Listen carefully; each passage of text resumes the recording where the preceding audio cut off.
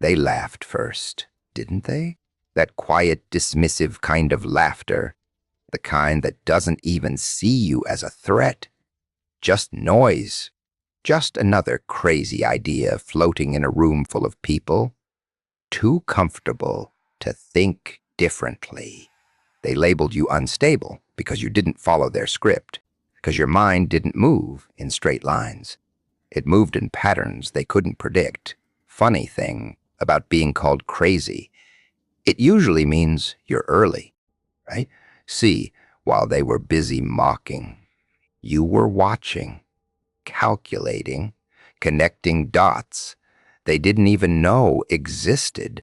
Every joke they made about you, every eye roll, every whisper behind your back, it all became part of the blueprint. You didn't argue, you didn't defend yourself, you just kept building, quietly, patiently, like something ticking beneath the surface. And now, something's changing. The same people who laughed, they're getting uncomfortable. They can't explain it, but they can feel it. The way things are shifting, the way your nonsense is starting to make sense, the way your moves, the ones they ignored, are starting to corner them in ways they never saw coming, because what they thought was chaos was strategy. What they thought was madness was vision.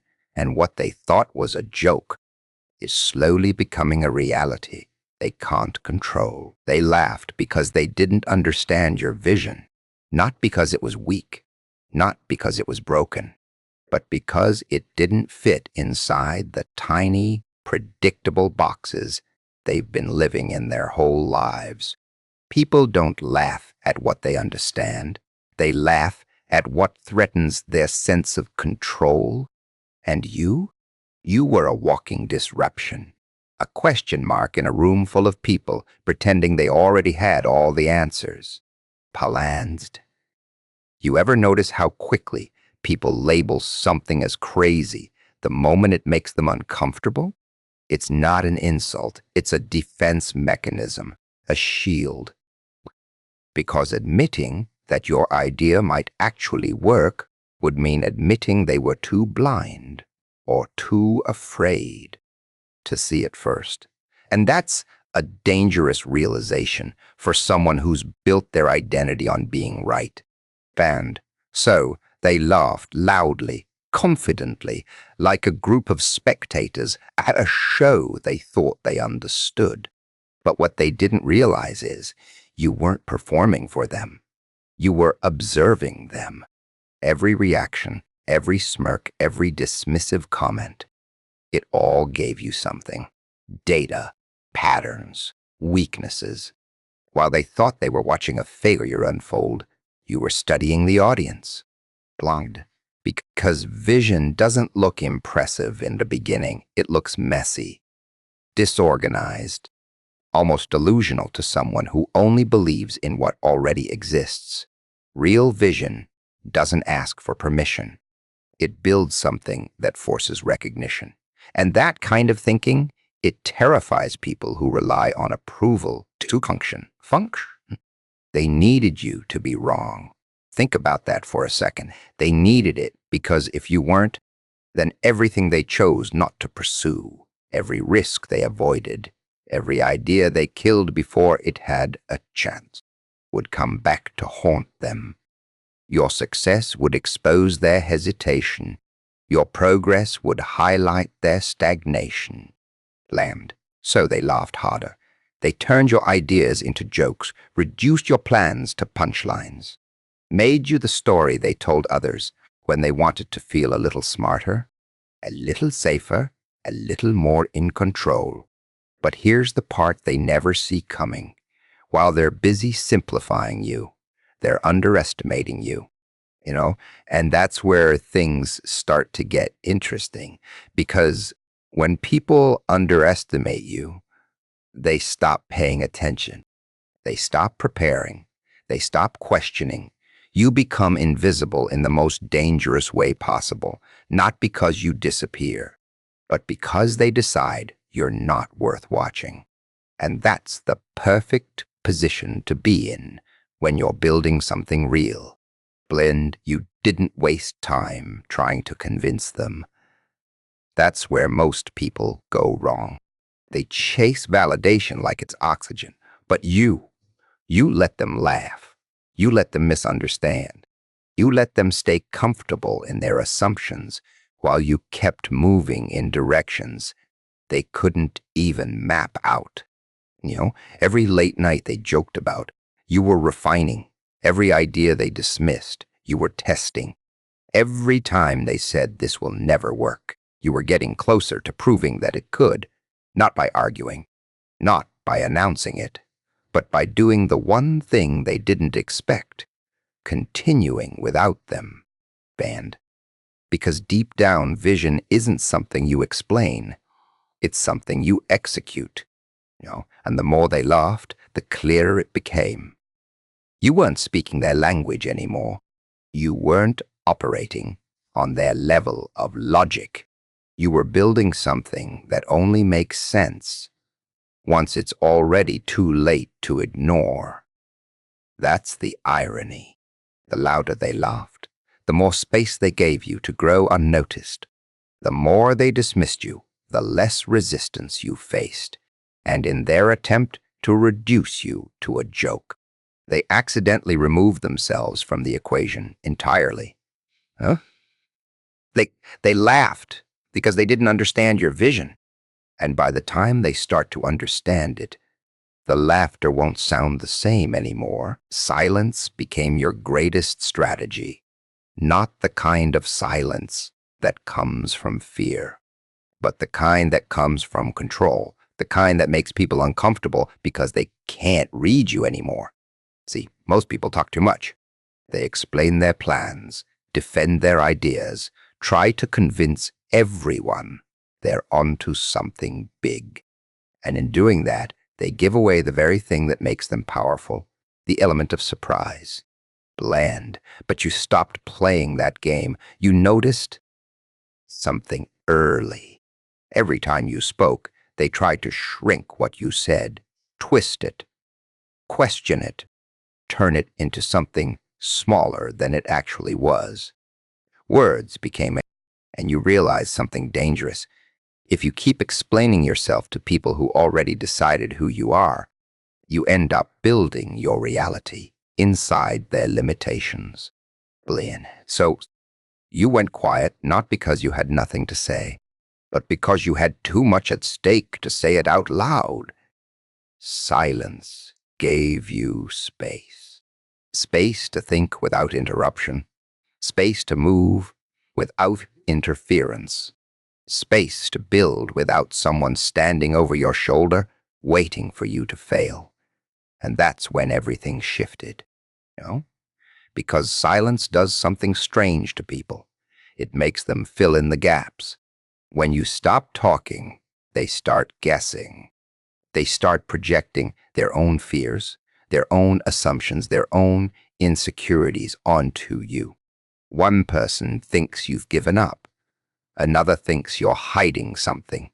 Someone else starts to wonder if you know more than you're letting on. And suddenly, you're no longer predictable. You became a question mark. And nothing unsettles people more than what they can't define. When you were loud, they could categorize you, label you, dismiss you. But now, Inati? Now they don't know where you stand. And that uncertainty starts to bother them more than your ideas ever did. And while they're busy trying to figure you out, you're moving, quietly, precisely. No announcements, no warnings, just progress. Every step calculated, every move intentional. You're not reacting anymore. You're creating. And the best part, they don't even see it happening because they're still waiting for the version of you that needed to be heard. Silence also taught you discipline. It forced you to rely on action instead of approval. You didn't get the instant feedback, the applause, the validation. And at first, that felt strange, almost uncomfortable. But then you realized validation is addictive. And once you remove it, you start operating from something much stronger: clarity. Blend. You stopped chasing reactions and started chasing results. And results don't need noise. Think about it. The loudest people in the room are usually the ones trying to prove something. But the ones who are actually building something real, they're often the quietest. Every word you spend explaining yourself is energy you could have used to move forward. So you became selective. Man, you stopped sharing your vision with people who only knew how to doubt it. You stopped announcing moves before they were ready. You stopped giving outsiders a front row seat to something they never believed in to begin with, Jen. And in that silence, you became dangerous, not in a chaotic way, but in a controlled, intentional way, like something slowly taking shape beneath the surface, something people can't see yet, but can feel: a shift, a tension, a sense that something is happening even if they can't explain what it is. Because silence isn't empty. It's loaded. Every quiet moment became preparation. Every unseen effort became momentum. And while they mistook your silence for weakness, you were turning it into your greatest advantage. Well, they thought you disappeared, but you were just removing the noise so they wouldn't hear you coming. Every insult turned into fuel for your plan. Not the soft, motivational kind of fuel people talk about in pretty speeches. Real fuel, the kind that burns a little when you touch it, the kind that stays with you long after the words are spoken, because insults don't just disappear. They echo. They replay in your head at the most inconvenient times. And most people try to silence that echo. You didn't. You listened to it. You let every word land exactly where it was meant to hit. Not to break you, but to show you something. Every "you're not good enough," every "this won't work," every smirk, every dismissive glance. It all revealed more about them than it ever did about you. But instead of wasting time proving them wrong out loud, you did something far more unsettling. You started proving them irrelevant in silence. See, insults are predictable. They follow patterns. People don't get creative when they doubt you. They repeat the same tired lines they've heard their whole lives. And once you recognize that pattern, something shifts. You stop taking it personally. You start seeing it as information, a map of their limitations, a reflection of how far their thinking can go before it hits a wall. You know? And that's where the fuel comes from, because every insult draws a line, and you made it your mission to step over it. Not once, not loudly, but consistently, quietly, relentlessly. You didn't argue with the words. You outgrew them. You let them define the boundary, and then you expanded beyond it until those words couldn't even reach you anymore. Blend. There's something powerful about turning negativity into direction. Most people hear criticism and freeze. They shrink. They start questioning themselves, doubting their path, adjusting their vision to make it more acceptable. But you did the opposite. You took every doubt and used it as a compass. If they said it couldn't be done, you looked closer. If they said you weren't capable, you trained harder. If they laughed, you paid attention, because laughter hides truth. Mond, not the kind they intend to reveal, but the kind they're trying to suppress. People laugh at what unsettles them, at what challenges their understanding, at what they don't have the courage to explore themselves. And every time they laughed at you, they were unknowingly pointing at something real. something uncomfortable, something worth chasing.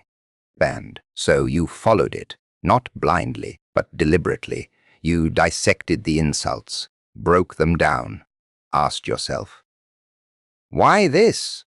Why that? What are they actually reacting to? And in those questions, you found clarity. You found direction. You found pieces of a plan that didn't exist before they opened their mouths. It's almost ironic. The very people who tried to stop you ended up sharpening you. Every harsh word became resistance. And resistance, if you use it right, doesn't slow you down. It builds strength. Like pressure shaping something over time, like friction creating momentum instead of destroying it. Oh, you didn't avoid the negativity. You absorbed it, not emotionally, strategically. You stripped it of its power and turned it into something useful, something functional, something that pushed you forward instead of holding you back. And the more they insulted you, the more focused you became. Because now it wasn't just about proving a point. It was about completing something, finishing what you started, seeing it through, not for them, but because every word they threw at you became a reminder of what's at stake. Not your reputation, not your image, but your ability to take something dismissed and turn it into something undeniable. You stopped reacting and started converting. Every insult became a step. Every doubt became a layer. Every moment they tried to reduce you became a moment you built something stronger underneath. And they never noticed, because from their perspective, nothing was happening. Just words thrown into silence, just jokes disappearing into the air. Shendi. But nothing disappeared. It transformed, and now all that fuel has been burning quietly beneath the surface, building pressure, building heat, building something they never planned for. Something they helped create without even realizing it. No, every insult they gave you wasn't a setback. It was an investment in something they'll eventually have to face. What looked like chaos was calculated precision. That's the part they never saw clearly. From the outside, your moves didn't make sense. They looked scattered, unpredictable, almost reckless. One step forward, two steps sideways, something that seemed like a mistake, something that looked like a detour. To them, it was confusion, a lack of direction, proof that you didn't know what you were doing. Blend, but they were watching the surface, not the structure, because real precision doesn't always look clean in the beginning. It looks messy. It looks like trial and error, like something constantly shifting, adjusting, evolving. And people who only understand straight lines mistake that for disorder. They think precision means perfection from the start. Smooth, obvious, easy to follow. But that's not how it works when you're building something that doesn't already exist. You weren't lost. You were exploring variables. Every move you made had a reason, even if it wasn't obvious to anyone else. You tested angles they wouldn't even consider. You stepped into spaces they avoided. You made decisions that looked strange because they were based on information nobody else had the patience to gather, while they were looking for patterns they recognized. You were creating patterns they couldn't predict. No? And that's where the illusion of chaos came from. Cleanse. Because when people can't map your actions to something familiar, they assume there is no map. They assume randomness. They assume mistakes. But what they don't realize is unpredictability is a strategy, controlled unpredictability. That's precision at a level most people never reach. You weren't just moving. You were measuring, dumbling. Every reaction you triggered, you studied it. Every outcome, whether it looked like a win or a loss, gave you data. You adjusted accordingly, not emotionally, but methodically, like something being refined over time. Like each step, no matter how it appeared, was part of a larger calibration process. No? And while they dismissed those moves as errors, you were narrowing in, closer, sharper, more exact, blend. Because precision isn't about getting everything right the first time. It's about getting closer to the truth with every attempt. It's about eliminating what doesn't work until only what does remains. And that process? It rarely looks clean. It looks like chaos to anyone who isn't paying attention closely enough. But you were paying attention to timing, to reactions, to opportunities hidden in places others ignored. You understood that sometimes stepping out of line is the only way to see the full picture. That sometimes doing the unexpected is the fastest way to reveal what's real. So you leaned into it, planned. You let them believe it was chaos. You let them underestimate the structure behind your decisions. Because the moment they think you're disorganized, they stop analyzing you seriously. They stop preparing for you. They lower their guard. And that's when precision becomes even more effective, when it's invisible. And there's a difference between random movement and intentional misdirection. And you mastered that difference. You created noise on the surface so they wouldn't hear what was happening underneath. You moved in ways that seemed inconsistent. But each inconsistency had a purpose. Each shift redirected attention away from where it actually mattered. It wasn't confusion. It was control. And because while they were trying to make sense of your mistakes, you were setting up outcomes, quietly aligning pieces, building something that only reveals its logic when it's already entrenched, when it's already too late to stop. And now the same actions they laughed at, the same decisions they questioned, are starting to connect. Slowly at first, almost unnoticeable, but enough to create discomfort, enough to make them pause and reconsider what they thought they understood. Baned. Because patterns are emerging, and once a pattern becomes visible, chaos disappears. What's left is something far more unsettling. The realization that every random move had direction. Every mistake had intention. Every moment they dismissed was actually part of something precise, something deliberate, something far more controlled than they ever imagined. What they saw as chaos was never a lack of control. It was control so advanced they couldn't recognize it until it was already working. Doubt from others sharpened your focus, not in a gentle, encouraging way, but in a way that carved something deeper into you. Because doubt doesn't just question your path, it challenges your. It stands there, quiet or loud, and suggests that maybe you're wrong, maybe you're wasting your time, maybe you're not seeing something they think is obvious. And most people absorb that energy. They let it slow them down. They start adjusting their direction to fit other people's comfort. But you didn't adjust, you refined. Land. Every time someone doubted you, something inside you became more alert, not emotional, alert, like a system detecting resistance. Because doubt has a pattern too. It repeats itself through different voices, different faces, but the energy is always the same.